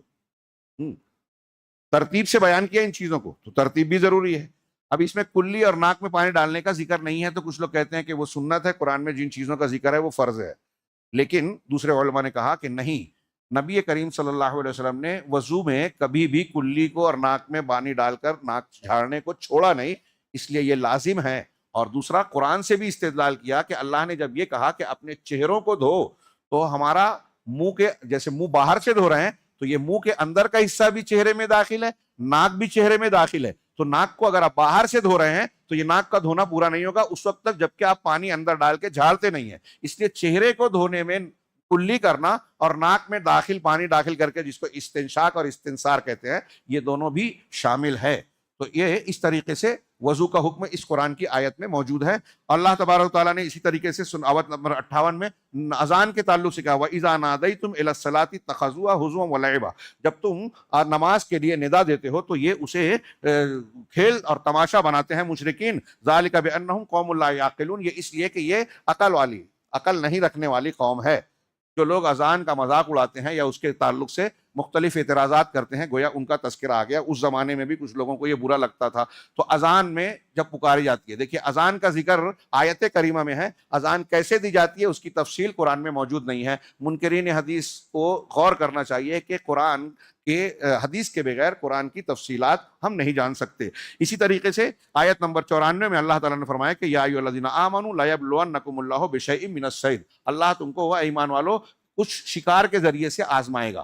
اور پھر شکار کے احکامات بیان کیے، اور یہ کہا کہ جو احرام کی حالت میں ہے اس کے لیے حالت احرام میں شکار منع ہے، لیکن احرام کی حالت میں بھی حاجیوں اور عمرہ کرنے والوں کے لیے بھی سمندر کا شکار حلال کیا گیا ہے۔ احل لکم صید البحر، سمندری شکار۔ یہ دیکھیے شریعت نے فطرت کا کتنا لحاظ کیا ہے، اس لیے کہ جب آدمی خشکی پر سفر کرتا ہے تو کھانے پینے کی چیزیں ساری آرام سے مل سکتی ہیں، لیکن سمندری سفر میں اگر سفر طویل ہو جائے تو پینے کا میٹھا پانی بچانا مشکل ہوتا ہے، اور اسی طریقے سے کھانے کا اسٹاک بھی کم پڑ سکتا ہے۔ اس لیے حالت احرام میں بھی اگر سمندری سفر، پانی کا سفر کوئی کر کے جا رہا ہے تو اسے راستے میں سمندر کے شکار، مچھلی وغیرہ کو شکار کر کے کھانا حلال قرار دیا گیا ہے۔ اسی طریقے سے اس میں الحکم والقضاء والشہادات، اس کی متعدد آیات میں شریعت کا حکم، فیصلہ کرنا، قضاء یعنی عدالت میں جو قضیے طے ہوتے ہیں، اور شہادات یعنی گواہیاں، عدالت کا کاروبار کیسے چلے، اس سے متعلق اس سلسلے میں آیت نمبر 8، آیت نمبر 33، 34، 38 اور پھر 42 سے 50 تک بڑے شاندار مضامین ہیں۔ ہاں، ججوں کو، وکیلوں کو اسے اچھی طرح پڑھنا چاہیے، اور کتاب الشہادات اور کتاب القضاء جو فقہ کی کتابوں میں، حدیث کی کتابوں میں ہے، اگر اسے پڑھ لیں تو میں سمجھتا ہوں کہ جو لوگ LLB اور دوسرے وکالت وغیرہ کرتے ہیں ان میں ان کی شخصیت بہت ہی نکھر جائے گی، ممتاز ہو جائے گی۔ اللہ تبارک و تعالیٰ نے اس میں جو ہے ایک فرمایا، یا ایھا الذین آمنوا کونوا قوامین للہ شہداء بالقسط ولا یجرمنکم شنآن قوم علی الا تعدلوا، جو کل میں نے آیت پیش کی تھی، کیا اے ایمان والو اللہ کے لیے خوب انصاف قائم کرنے والے بن جاؤ، اللہ کے لیے گواہ بنتے ہوئے، اور کسی قوم کی دشمنی تمہیں اس بات پر نہ ابھارے کہ تم انصاف نہ کرو۔ ہاں، ایک عیسائی عالم کا میں نے قول نقل کیا تھا کہ اس آیت کو کوڈ کر کے کہا کہ قرآن کی اس تعلیم کے جیسی تعلیم میں نے کسی اور مذہب میں نہیں پائی، کہ دشمنوں کے ساتھ بھی ظلم سے منع کیا، انصاف کا حکم دیا۔ اتنا بیلاگ حکم کہیں اور نہیں ہے، اور مسلمانوں نے اپنی پوری تاریخ میں دوسروں کے مقابلے میں انصاف کا سب سے زیادہ خیال کیا۔ تو اب اللہ تعالیٰ نے حکم دیا کہ آپ کو جب فیصلہ کرنا ہے آپ کی کورٹ اور عدالت میں، چاہے آپ کا آدمی ہو، آپ کے خاندان کا ہو، رشتہ دار ہو، کوئی غیر ہو، آپ کو انصاف کے تقاضے کی تکمیل کرنی ہے۔ کسی کا چہرہ دیکھ کر، کسی کا دباؤ قبول کر کے جو ہے ججوں کو جو خریدا بیچا جاتا ہے، یہ اسلامی طریقہ اور اسلامی تعلیمات کے خلاف ہے۔ اسی طرح اس میں اللہ تعالیٰ نے بھی فرمایا کہ افحکم الجاہلیت یبغون، قرآن اور حدیث آنے کے بعد کیا جاہلیت کا فیصلہ چاہتے ہیں؟ ہاں، تو اللہ سے بہتر کون سا فیصلہ ہو سکتا ہے؟ یہ گمراہ قوم کا طریقہ ہو سکتا ہے کہ قرآن حدیث کی تعلیم ملنے کے بعد غیر اسلامی تعلیم کے ذریعے سے فیصلہ کرنا چاہے تو وہ جاہلیت کا فیصلہ ہوگا۔ اسی طرح اس میں اللہ تبارک و تعالیٰ نے ایک آیت میں، اس سورہ مبارکہ میں آیت محاربہ کا ذکر کیا ہے، جس کو آج کے بہت سارے اہل علم کہتے ہیں کہ دہشت گردی کے تعلق سے اس آیت کو علاج ماننا چاہیے۔ آیت محاربہ کہتے ہیں جنگ والی آیت، انما جزاء الذین یحاربون اللہ ورسولہ ویسعون فی الارض فسادا، کہ یقیناً ان لوگوں کا بدلہ جو اللہ اور اس کے رسول سے جنگ کا اعلان کرتے ہیں، جنگ کرتے ہیں اور زمین میں فساد پھیلاتے ہیں، ان کی سزا یہ ہے کہ ان یقتلوا، شدت سے انہیں قتل، یقتلوا نہیں کہا، عربی جاننے والے سمجھ سکتے ہیں کہ یقتلوا قتل کیے جائیں، اور یقتلوا یعنی شدت سے اس میں زور پیدا کیا گیا کہ ان کو قتل کیا جائے، اور یصلبوا سولی پر چڑھایا جائے، ہاں، اور ان کے ہاتھ اور پاؤں کو مخالف سمتوں سے کاٹا جائے، یا ان کو جلا وطن کیا جائے۔ ہاں، یہ ایک واقعے کے پس منظر میں یہ آیت نازل ہوئی۔ کچھ لوگ مسلمان بن کر آئے اور کہا کہ ہم مسلمان ہیں، پھر ان کو پیٹ کی تکلیف ہوئی، اللہ کے رسول صلی اللہ علیہ وسلم نے کہا کہ ان کو جہاں زکوٰۃ کے اونٹ اور اونٹنیاں ٹھہرے ہیں، جانور کو ٹھہرایا جاتا ہے، وہاں بھیج دو، اور اونٹنی کا دودھ اور پیشاب پلایا جائے۔ ابھی آج کل میں نے کہیں پڑھا سنا کہ جدید دور میں تحقیق کی گئی تو اونٹنی کا دودھ اور پیشاب کینسر کی بیماری کے لیے بہتر ہے، ثابت ہوا ہے۔ ہاں، میں سمجھتا ہوں کوئی بعید نہیں ہے۔ جن جانوروں کا گوشت کھایا جاتا ہے ان کے پیشاب پاخانے طیب، کیا کہتے ہیں، حرام نہیں ہیں۔ اس کا یہ مطلب نہیں، کچھ لوگ کہتے ہیں کہ چلو پی لو، تو آپ کو کراہت ہو رہی ہے۔ میں نے بھی بیان کیا کہ مچھلی آپ کو نہیں چلتی ہے تو نہیں کھاتے ہیں، جو پسند یہ نہیں کھائیں، لیکن یہ حرام نہیں ہے۔ جیسے ہم کہتے ہیں مٹی پاک ہے، مٹی سے تیمم کیا جاتا ہے، تو مٹی پاک ہے تو کیا کوئی کہے گا کہ پاک مان رہے تو کھانا مٹی کھا لو؟ بہرحال اللہ کے رسول صلی اللہ علیہ وسلم نے اونٹنی کے پیشاب اور دودھ کو پلانے کی بات کی کہ ان کا پیٹ ٹھیک ہو گیا۔ پھر وہ مرتد ہو گئے اور اونٹوں کو لے کر بھاگے، اور جو اونٹوں کا نگراں تھا مسلمان، اس کی آنکھوں کو پھوڑ دیا، اس کو زخمی کر دیا، ہاتھ پاؤں کاٹ دیا اور مار ڈالا۔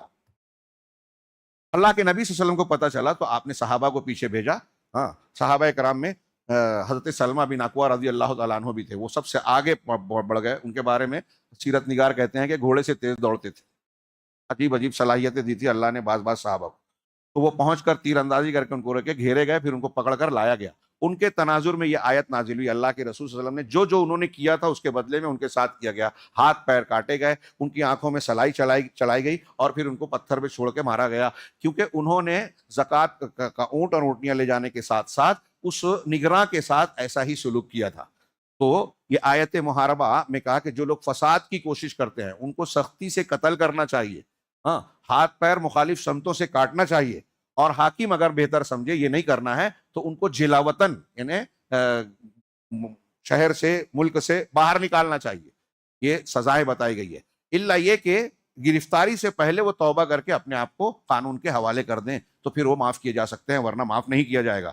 اس طریقے سے اور بھی کئی آیتیں ہیں، میں نے 2-3 کا صرف اشارہ کیا. اس طرح اس میں کہ تنظیم و علاقۃ المسلمین باصحاب الادیان الاخری، یعنی اہل کتاب. اس سورہ مبارکہ میں ایک مسلمان کا دوسری قوموں سے کیا ربط اور تعلق ہونا چاہیے، اس کے کافی کچھ حدود، کیا کرائٹیریا کہتے ہیں انگریزی میں، جی، اس کے حدود اور فریم بتائے گئے ہیں. رواداری، ہمارے یہاں جب رواداری کا مظاہرہ اور یکجہتی کا مظاہرہ کچھ لوگ کرنے لگتے ہیں تو پھر شرک میں بھی مبتلا ہو گئے کہ بھائی ہندوؤں سے رواداری ہے تو ان کے بت میں جا کے پوجا کر رہے ہیں. یہ آپ اپنی حد سے آگے بڑھ گئے، یہ رواداری نہیں ہے، یہ تنازل ہے. آپ اپنے مذہب سے پیچھے ہٹ رہے ہیں، پھر آپ ہندو بن جائیے. رواداری یا یکجہتی کا یہ مطلب نہیں ہے کہ ہم اپنا دین چھوڑ کر ان سے مل لیں. ہاں، اپنے دین پر قائم رہتے ہوئے ان کے ساتھ اچھا سلوک کریں. اور اس سلسلے میں اسلام کی تعلیم سے بہتر کوئی تعلیم نہیں ہے. رواداری کے جو حدود اور خطوط بتائے، ہمارے یہاں افراط و تفریط پایا جاتا ہے. میری اس بات کو سن کے کچھ لوگوں کو عجیب سا لگے گا جو خاص طور سے سیکولرزم اور سیاسی دنیا میں رہتے ہوئے اس قسم کی باتیں کرتے ہیں یکجہتی کی. تو بہرحال اللہ تبارک و تعالیٰ نے اصول ضابطے بتائے ہیں کہ ہمیں کیسے تعلقات رکھنا ہے، کن کو دوست بنانا ہے، تعلقات کی حد کیا ہوگی. چنانچہ ایک آیت میں کہا کہ یا ایھا الذین الیوم احل لکم الطیبات، وہ جو آیت پڑھ چکے ہم لوگ کہ شادی بیاہ بھی کر سکتے ہیں، اہل کتاب کا کھانا کھا سکتے ہیں، ان کو کھانا کھلا سکتے ہیں، ہاں، ان کو اپنا گوشت کھلا سکتے ہیں، ان کا ذبیحہ ہم کھا سکتے ہیں، جائز ہے. اسی طریقے سے ایک آیت میں کہا کہ اے ایمان والو لا تتخذوا اليہود والنصارى اولیاء، یہود اور نصارہ کو اولیاء نہ بناؤ. ان سے تجارتی تعلق ہو سکتا ہے، پڑوس میں رہے تو ان کے ساتھ حسن سلوک ہو سکتا ہے، قرض لے سکتے ہو، دے سکتے ہو، بعض حالات میں تحفے تحائف کا لینا دینا ہو سکتا ہے، اور بعض شرائط کے ساتھ ان کے گھر اور اپنے گھر ایک دوسرے کو دعوتیں بھی دے سکتے ہو، لیکن اولیاء نہیں بنا سکتے. اولیاء جس سے دل سے محبت ہو، جو ہم راز بن سکے، جس کو راز کی باتیں بتائی جا سکے، ایسی محبت مسلمان کو صرف اہل ایمان اور اہل توحید سے ہی جائز ہے. ان سے تعلقات ہوں گے دنیاوی اعتبار سے، لیکن دلی ہمدردی، دلی دوستی نہیں ہوگی. ان کو دعوت دینے کے لیے ان کے ساتھ حسن سلوک کیا جائے گا.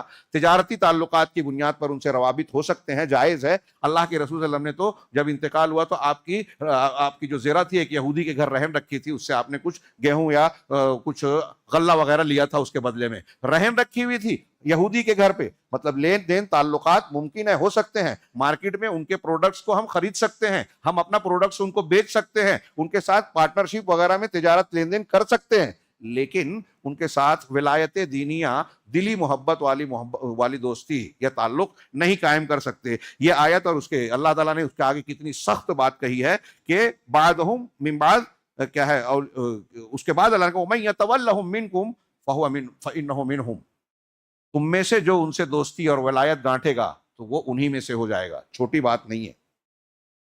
یہود نصارہ غیر مسلموں سے جو ولایت قائم کرے گا، دوستی بانٹے گا، وہ انہی میں سے ہو جائے گا. ان کا طریقہ کار، ان کی شریعت، ان کا دین اور مذہب اختیار کرنا کتنا خطرناک ہے.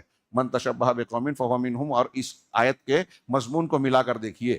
اللہ تبارک و تعالیٰ نے ہر معاملے میں ان کی مخالفت کا اور اپنی شناخت کو قائم رکھنے کا حکم دیا ہے.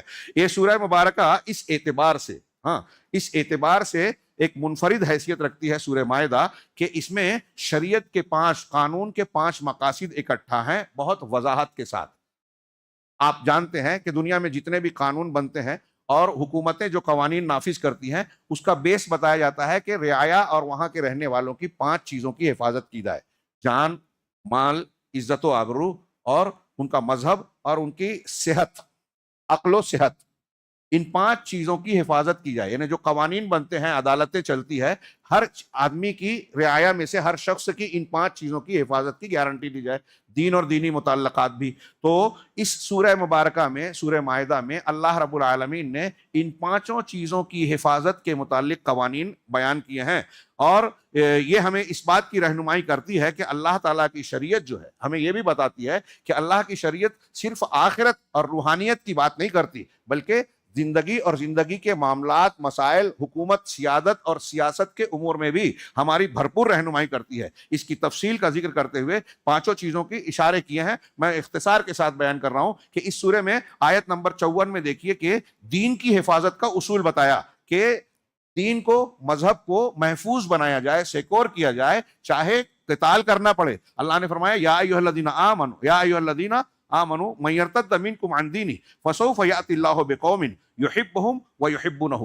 اے ایمان والو، تم میں سے جو شخص مرتد ہو جائے اپنے دین سے پھر جائے، پلٹ جائے، تو اللہ تعالیٰ عنقریب ایسی قوم کو لائے گا جن سے، جو اللہ سے محبت کریں گے، اللہ ان سے محبت کرے گا اور وہ اللہ سے محبت کریں گے، مومنین پر نرم ہوں گے اور مشرکین پر سخت ہوں گے، اور اللہ کے دین کے سلسلے میں کسی ملامت کرنے والے کی ملامت کی پرواہ نہیں کریں گے کہ لوگ کہہ رہے ہیں تو میں دین سے پھر جاؤں، ہٹ جاؤں۔ آج کل بہت سے لوگ بولتے ہیں نا لوگ کیا کہیں گے اس لیے دین کو نہیں کہتے، لومت لائم، ملامت کرنے والے کی ملامت کی پرواہ نہیں کریں گے، اللہ کی سب سے زیادہ محبت کریں گے اور اللہ کے دین کا لحاظ کریں گے۔ تو اس آیت اور اس سے متعلقہ امور میں گویا آدمی کو کہ دین کی حفاظت کی تفصیل بیان کی گئی ہے، میں نے صرف اشارہ کیا ہے۔ اسی طرح دوسرا حفظ نفس، جان کی حفاظت، آیت نمبر 32 میں اللہ تبارک و تعالیٰ نے فرمایا من اجل ذالک کتبنا علی بنی اسرائیل انہ من قتل نفسا بغیر نفس او فساد فی الارض فکأنما قتل الناس جميعا۔ یہ وہ آیت ہے جس کی تعریف ہمارے غیر مسلم حضرات جو مسلمانوں کے مخالف ہیں وہ بھی کرتے ہیں، بہت سارے لوگ،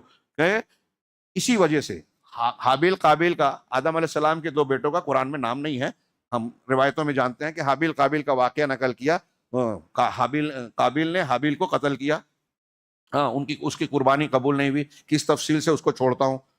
تو اس کے بعد جو ہے اللہ تعالیٰ نے اس کے واقعے کے بعد آگے کوے کا ذکر آ رہا ہے، دفن کیسے کیا جائے یہ رہنمائی کی، اور پھر وہ قتل کا مجرم بنا۔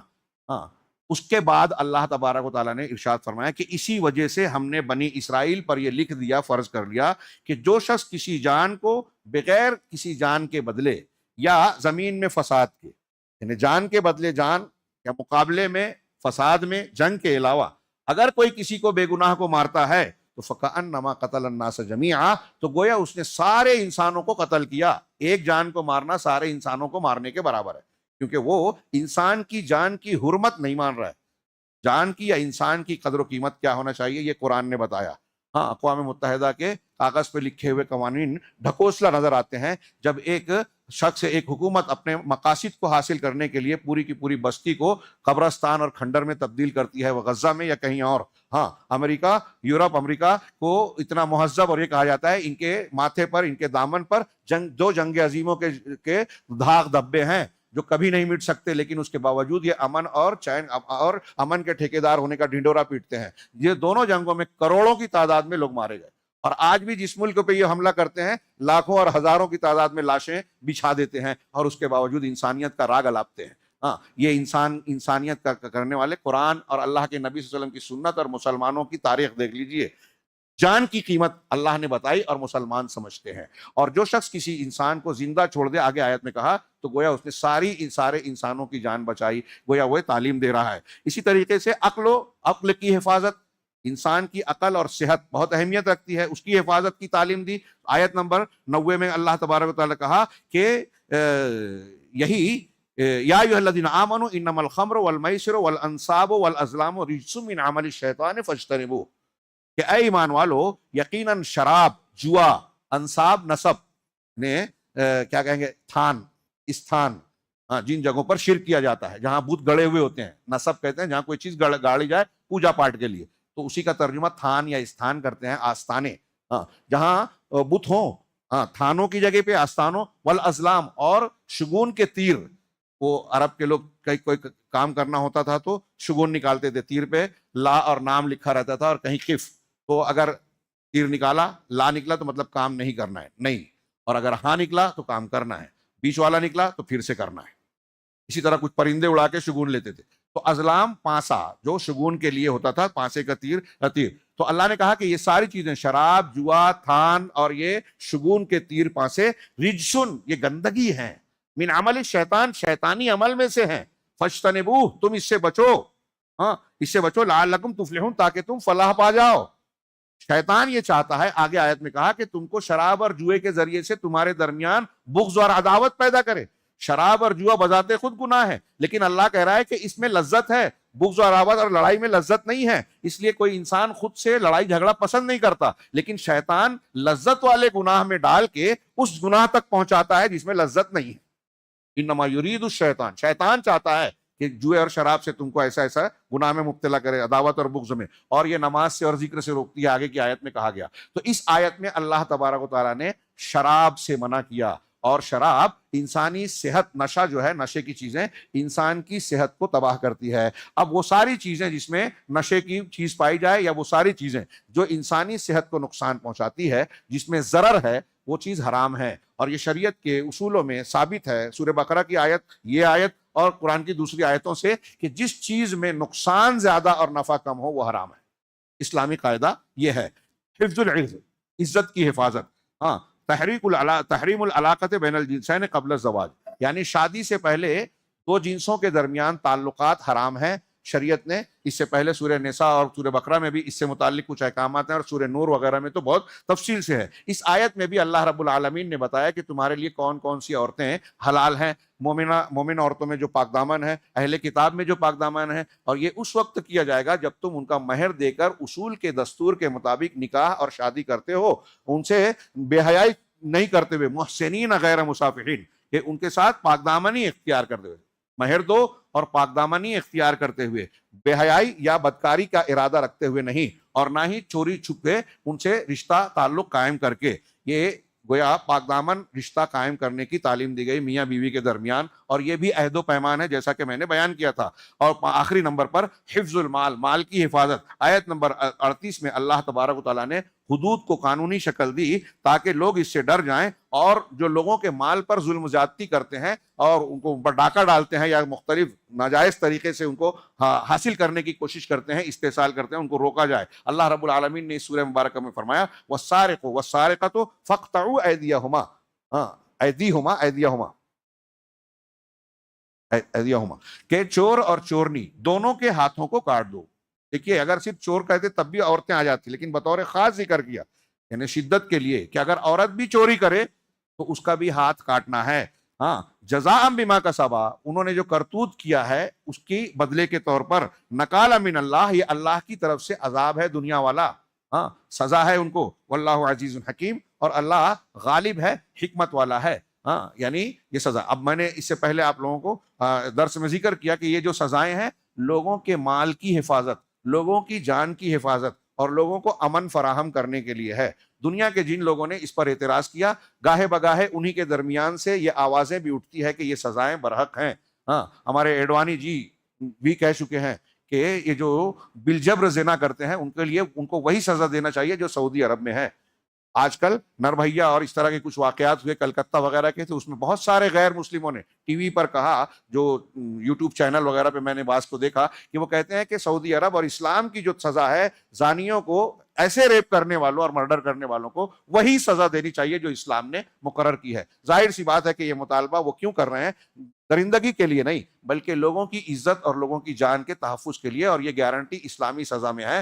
دنیا کے آج جو اختیار کیے ہوئے قوانین ہیں اس میں لوگوں کی جان، مال، عزت و آبرو محفوظ نہیں ہے. جمہوریت، سیکولرزم، کیپٹلزم، فلاں ازم اور فلاں ازم کے خوب قصیدے پڑے جاتے ہیں ریڈیو پہ، ٹی وی پہ اور میڈیا پہ، لیکن آپ دیکھ رہے ہیں کہ دنیا کے موجودہ حکومتوں اور قوانین کے سائے میں لوگوں کی جان، مال، عزت و آبرو محفوظ نہیں ہے. یوم خواتین، یوم اطفال اور یوم فلاں منایا جاتا ہے، لیکن ہر روز دنیا کے مختلف ملکوں میں منٹ پر لوگوں کا، عورتوں کا اغوا ہوتا ہے، زنا ہوتا ہے، ریپ ہوتی ہے، مرڈر ہوتے ہیں. آپ دیکھیں رپورٹ میں جا کے، گوگل پہ جا کے، کہ کس ملک میں ایک ایک منٹ پر کتنے قتل ہوتے ہیں، کتنے زنا ہوتے ہیں، کتنے اغوا ہوتے ہیں، کتنی چوریاں ہوتی ہیں، کتنی ڈکیتیاں ہوتی ہیں. تو آپ حیرت زدہ ہو جائیں گے کہ ان سب کے باوجود یہ دنیا، مہذب دنیا کیسے کہلا سکتی ہے. مہذب دنیا بننا ہے تو اسلامی قوانین کو اختیار کرنا ہوگا۔ اس سورت کے اب چند اختصار کے ساتھ لطائف مکمل بات ہو جائے گی۔ سورت کی شروعات جو ہوتی ہے یا ایھا الذین آمنوا سے ہوتی ہے۔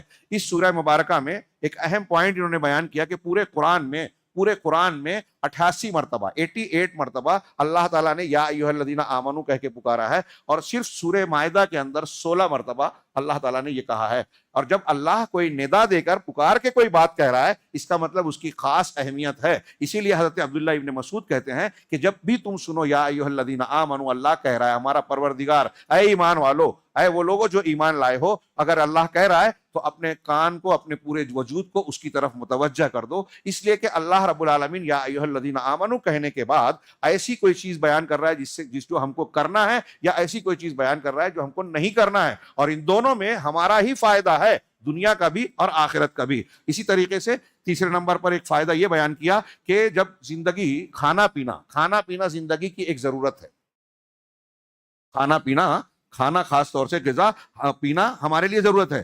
اللہ تبارک و تعالیٰ نے سورہ کے آغاز ہی سے کھانے پینے میں کیا حلال ہے کیا حرام ہے جب اس کو بیان کیا، آدمی سوچ سکتا ہے، بہت سے لوگ حرام کو حلال اس لیے بنا لیتے ہیں کہ ارے مجھے ضرورت تھی اس لیے میں حرام کام کر رہا ہوں، حرام مجھے حلال والا طریقہ ہی نہیں ملا، نوکری نہیں مل رہی ہے اس لیے بینک میں چلا گیا، فلاں نہیں مل رہا ہے اس لیے یہ کام کر رہا ہوں جو غلط ہے، جانتا ہوں غلط ہے لیکن کیا کروں۔ تو حلال حرام تو انسان کی ضرورت ہے کھانا پینا، لیکن اس میں بھی اللہ نے کہا کہ آپ کے مشکل حالات بھی آئیں تو آپ حلال طریقہ ہی ڈھونڈے۔ تو شیخ نے کہا کہ جب کھانے پینے کا یہ معاملہ ہے تو پڑھنے والوں سے مخاطب کیا کہ آپ سوچئے کہ زندگی کے دوسرے معاملات جو ہیں، جو ہماری ضرورت نہیں ہے، جس کو نہ کرنے سے ہماری جان نہیں جاتی، ان امور میں ہمیں حرام حلال کا کتنا خیال رکھنا چاہیے۔ جو ضروریات زندگی ہے اس میں جب حلال حرام کی تعلیم دی اللہ نے اور سختی سے حکم دیا ہے کہ حرام سے بچو، عہد پورا کرو، تو جن کی دنیا کے زندگی میں جن چیزوں کی ضرورت نہیں ہے، جس کے بغیر کام چل سکتا ہے، ان میں تو بدرجہ اولا ہمیں حرام سے بچنا چاہیے۔ اس صورت میں اہم و ما فی ھذہ السورہ، اس صورت میں بلکہ قرآن کی جتنی صورتیں ہیں ان سب میں سب سے اہم بات جو یہ ہے کہ ہمیں ایک تعلیم دی گئی کہ شریعت اور قانون بنانا یہ صرف اللہ کا اختیار ہے۔ دین، شریعت، حلال حرام یہ صرف اللہ کا حق ہے، کسی انسان کو اس میں حق نہیں ہے۔ غیر مسلم تو یہ مانتے ہی ہیں کہ دوسروں کو حق دے رہے ہیں۔ مسلمانوں میں آج بہت سارے لوگ ایسے ہیں جو امام کو یا پیر صاحب کو یا بہت ساری شخصیات کو ایسا مقام دے دیتے ہیں کہ ان کے تعلق سے بھی ان کا یہ عقیدہ یا سوچ بن جاتی ہے کہ یہ جو کہیں گے جائز وہ جائز ہوگا، یہ جو کہیں گے ناجائز وہ ناجائز ہوگا۔ اگر کوئی شخص کسی کو ایسا مانتا ہے تو وہ اللہ کا حق اسے دے رہا ہے، شرک کر رہا ہے۔ تو کوئی انسان کا کتنا بھی علم ہو، کتنا بڑا بھی دانشور ہو، اس کا مقام و مرتبہ کتنا بھی اونچا ہو، اسے یہ حق حاصل نہیں ہے کہ اللہ کے قانون کے مقابلے میں اپنا قانون بنائے اور اسے کوئی اختیار کرے، بلکہ اللہ کے قانون کی مخالف تو دور، اللہ کے قانون کے ساتھ اپنا قانون بنائے، یہ بھی جائز نہیں ہے، معاذ اللہ۔ ہاں، اسی طریقے سے اب آخری میں ایک بہت پیاری بات کہی کہ ہم جب شروع سے دیکھ رہے ہیں سورہ بقرہ، پھر سورہ آل عمران، پھر سورہ نساء اور اب سورہ مائدہ، ان تینوں میں ترتیب بتاتے ہوئے کہا کہ سورہ بقرہ میں اہل کتاب کی خطاؤں کو بیان کیا گیا ہے، ان کے اس بات کی دعوت دیتے ہوئے، بنی اسرائیل کو، یہودیوں کو بطور خاص اس بات کی دعوت دیتے ہوئے کہ مسلمانوں کو ان سے اپنی الگ شان اور شناخت بنانی چاہیے، ان میں گھلنا ملنا نہیں ہے، اپنی الگ پہچان ہو، ان کے شاعر اختیار نہیں کرنا ہے۔ یہ یہودیوں سے متعلق سورہ آل عمران میں مناقشہ ہے اہل کتاب سے، اور لطف و کرم کے ساتھ علمی انداز میں، مہذب انداز میں ان سے بات چیت کر کے ان کے باطل کو باطل بتانا اور حق کا اس بات کرنا ہے، اور ان کی گمراہیوں کو بیان کر کے ان سے مسلمانوں کو بچنے کی تلقین کی گئی ہے، اور ان کے اور ہمارے درمیان مشترکہ نکات کو بیان کیا گیا ہے۔ یہ سورہ آل عمران میں۔ سورہ نساء میں اہل کتاب کے غلو اور ان کے عقیدے میں باہمی اختلاف پر نقد کیا گیا ہے، اور ان کی گمراہیوں کی طرف اشارہ کرتے ہوئے مسلمانوں کو راہ حق کی تعلیم دی گئی ہے کہ آپ کو اللہ کی کتاب اور رسول کی سنت کو سامنے رکھتے ہوئے انصاف اور رحمت کو اپنے ہاتھوں سے چھوڑنا نہیں چاہیے۔ اور سورہ مائدہ، یہ جو سورہ ہم نے پڑھی، اس میں کہہ رہے ہیں کہ حق کے اظہار کے سلسلے میں شدید مواجہہ۔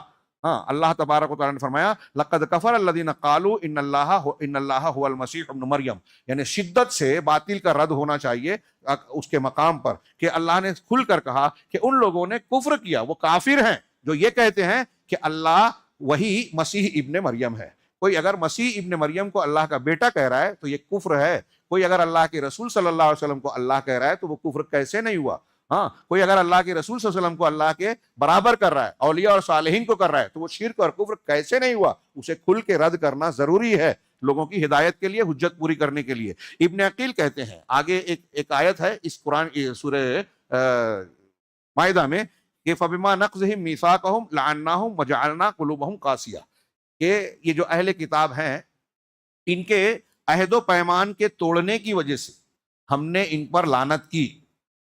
اہل کتاب نے عہد و پیمان توڑا، عقد کو توڑا، اوفوا بالعقود، دھیان دیجئے شروع میں عقد کو توڑا، عہد و پیمان توڑا، تو ہم نے ان پر لعنت کی اور ان کے دلوں کو سخت بنا دیا۔ وجعلنا قلوبہم قاسیہ، میں نے شاید خطبے میں درس میں کہیں ذکر کیا تھا کہ دل کی بیماریوں میں سب سے بڑی بیماری ہے قساوت قلبی، کہ ہمارا دل اتنا سخت ہو جائے، علامہ ابن قیم کہتے ہیں کہ سب سے بڑی بیماری ہے دل اتنا سخت ہو جائے کہ واعظ نصیحت جنت جہنم کی باتیں سنے اور ہم پر اثر نہ ہو، ایک کان سے سن کے اڑا دے میں دوسرے کان۔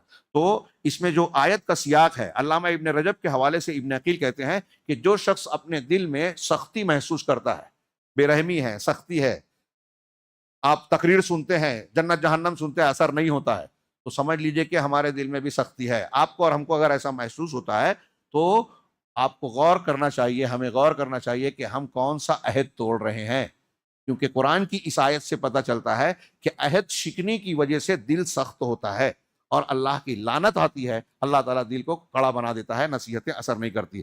آخری بات جو انہوں نے اس سورہ مبارکہ کے لطائف میں سے کہی کہ اللہ تعالیٰ نے فرمایا ہے حابیل قابیل کے واقعے میں جب اس نے اپنے بھائی کو قتل کر دیا تو سمجھ میں نہیں آ رہا تھا کہ لاش کو کیسے ٹھکانے لگائے، کیا کرے، تو فبعث اللہ غرابا یبحث فی الارض، اللہ نے ایک کوا بھیجا جو زمین میں جستجو کر رہا تھا، کھود کریت کر رہا تھا، اور پھر اس نے زمین کو کھود کر اپنے ایک دوسرے کوے کی لاش کو اس میں دفن کیا۔ یہ دیکھ کر اسے یہ سمجھ میں آیا کہ مجھے بھی اپنے بھائی کی لاش کو دفن کرنا چاہیے۔ اس آیت میں کوے کو بھیجنے کے سلسلے میں اللہ کی حکمت پر غور کرو۔